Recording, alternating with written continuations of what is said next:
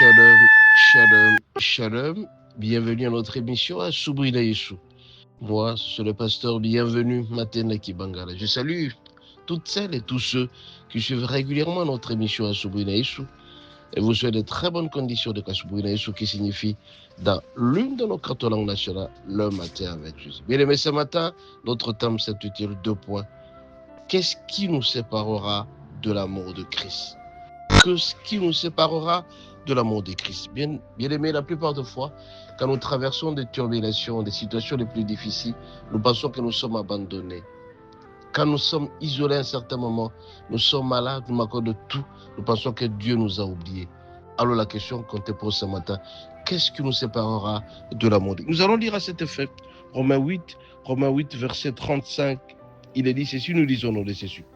Qui nous séparera de l'amour de Christ? Serait-ce la tribulation, ou l'angoisse, ou la persécution, ou la faim, ou la nudité, ou le péril, ou l'épée? Si on prend le verset 36, selon qu'il est écrit, c'est à cause de toi qu'on nous met à mort de jour, qu'on nous regarde comme des brebis destinées à la boucherie. Mais dans toutes ces choses, nous sommes plus que vainqueurs par celui qui nous a aimés. Bien aimé, aucune chose ne peut nous séparer de l'amour de Christ. Que ce soit la maladie, que ce soit la pauvreté, que ce soit tout ce que nous allons manquer, nous faisons tout simplement confiance en notre Dieu. Dieu seul peut nous sortir de toutes les situations possibles. Nous sommes plus que vainqueurs. Qui dit plus que vainqueurs, c'est-à-dire qu'il y a d'abord être vainqueur et plus que vainqueur. Comme nous sommes en Jésus-Christ, nous sommes plus que vainqueurs. La famille ne peut pas nous séparer de l'amour de Christ. Des tribulations, nous l'angoisse, ni les persécutions, ni les manques de tout. Faisons tout simplement confiance en Dieu. Au bien-aimé, nous vivons par la grâce. Dieu est grâce dans notre vie.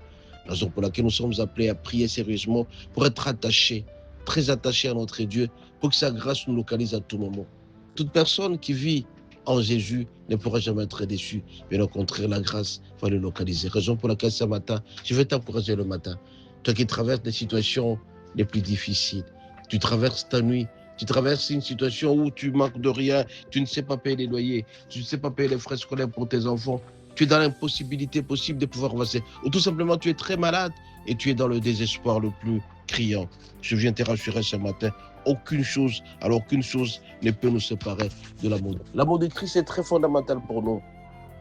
Quand tu nous aimes, il nous équipe de tout, de la force, de la paix, de la joie. Ce matin, je vais te rassurer. Une seule personne est morte sur la croix à cause de toi, c'est Jésus-Christ de Nazareth. Regarde sur la croix, fixe tes yeux sur lui et tu verras que ta vie sera restaurée de plus en plus. Ce matin, je vais te rassurer, aucune chose, même si tu es abandonné par ta famille, abandonné par tes parents, abandonné par tout le monde, mais je suis certain qu'il y a quelqu'un qui est à côté de toi. Chaque fois quand tu marches, il y a quelqu'un qui est attaché à toi, c'est Jésus-Christ. Alors, tu vis de par sa grâce. La grâce, cette faveur qui t'accordera à tout moment, tous les bénéfices que tu chercheras, tu trouveras en lui. Je vais te rassurer encore une fois. Sois fort, prends courage à toutes circonstances. Christ est avec toi. Pas de tribulation, aucune séparation ne pourra venir à ta vie.